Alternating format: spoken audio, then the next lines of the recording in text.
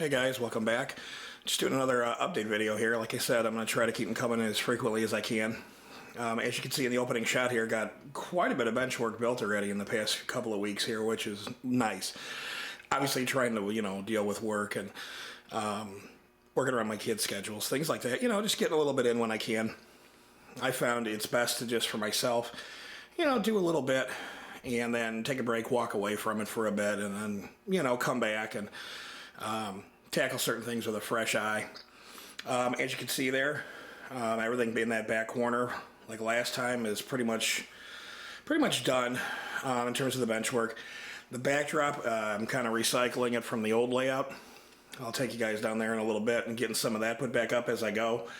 As you can see off on the side here, I got some bracing attached up to the side of the foundation there. Getting ready for another piece of backdrop to go back up on that. Let's zoom in a little bit here. As you can see off on the left here, I've got a few sheets of 3/4 ply put down.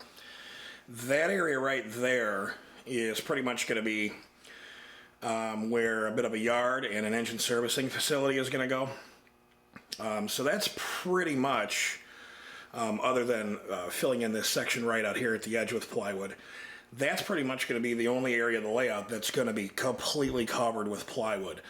The rest of it, for the most part, is going to be open grid, which obviously is what I want, because as I mentioned in the other video, it's going to give me a little bit more flexibility with the scenery and, and stuff of that nature. So that's kind of how I'm going to go there. I'm going to go ahead and reposition the camera, show you a few different things and talk about those, and kind of just take you around what's done so far. Okay, this area you're looking at right here, as you can see, is kind of where the bench work is going to start to make the turn. The view off to the left side of the screen there, that's the side where the window was. Obviously straight ahead of you there is my fuse panel. I'm going to zoom in a little bit here. What I did is I built it in such a way so that I still have room to walk behind there and access, obviously, the fuse panel if I need to get to the circuit breakers. And then off in the other corner here, next to our old crib, obviously I got a sump pump and so forth, so I need to still maintain access to that. So this is going to obviously allow me to maintain that access, but then also start making the turn into the lower portion, or the lower leg of that L-shaped part of the layout.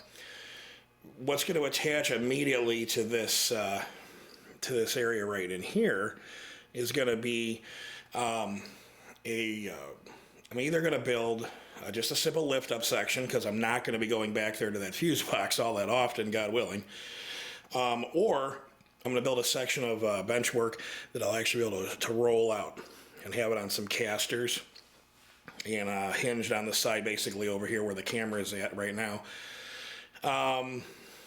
I've got a few ideas for doing that. Pretty basic and simple.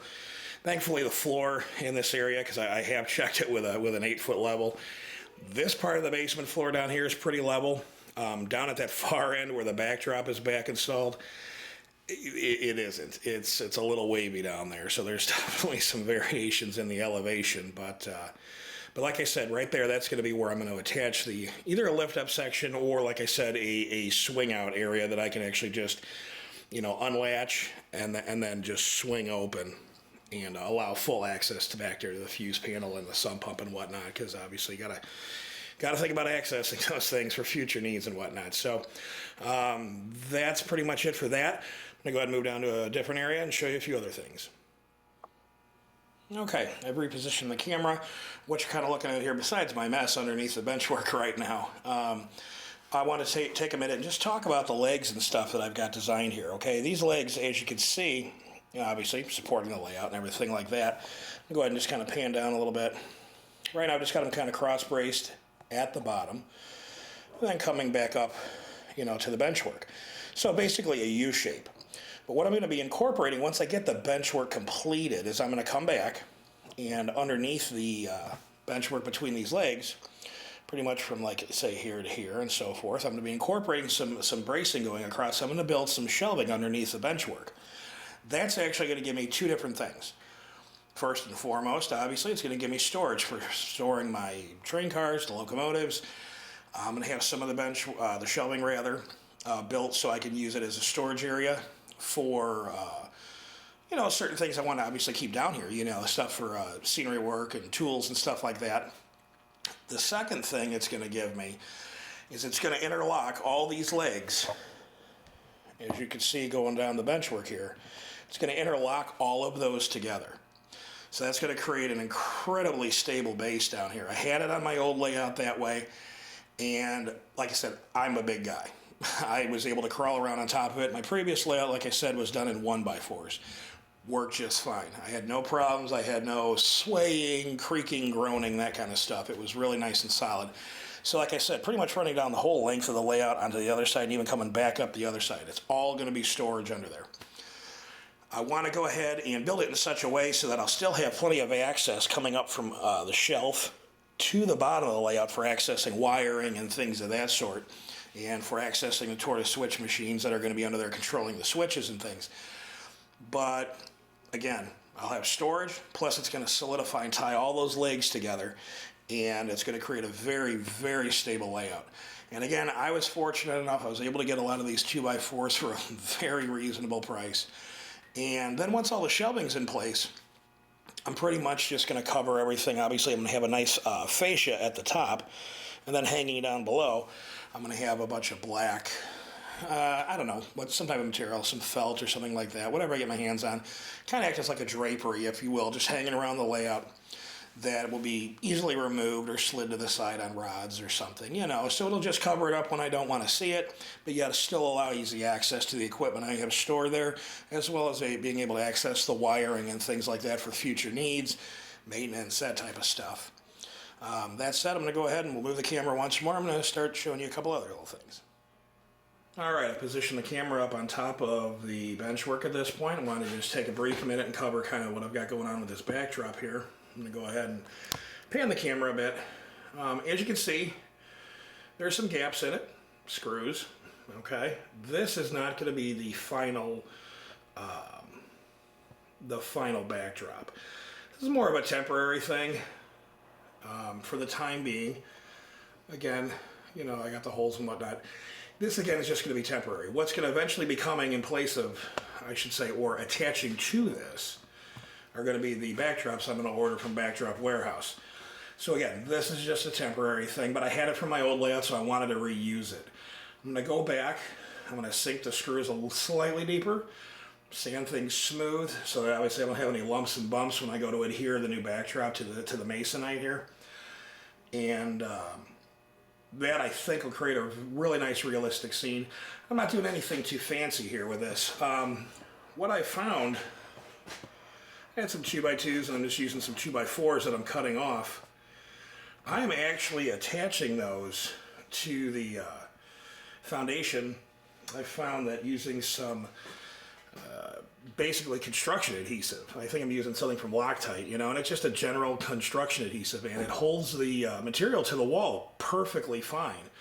Some of what you may be seeing sticking out of the side there, that's some of the old adhesive from the what I'd had there before that I had taken down, and now I'm repositioning stuff, and like I said, putting up the scraps of the 2x4s I had left over from the bench work. So I'm definitely getting the use out of every inch of this wood that I'm using. What's good about this is it holds the masonite very solidly. However, down the road, I or somebody else takes this layout out of here, if you just strike the side of the 2x4 with a hammer, it knocks it right off the wall. And then as far as the adhesive still on the wall, I went and did it in a few areas, and the older adhesive had been up there for a few years. I was able to take about 90% of it back off the concrete pretty easily, just with a simple putty knife. Nothing too complicated, nothing too strenuous, time-consuming, that kind of stuff. So even if somebody after us decides, hey, when they move in, they want to finish the basement, it's not going to pose an issue to them. They'll be able to remove all that and get it out of the way and do what they want to do. But at this point, like I said, that's how I'm doing it.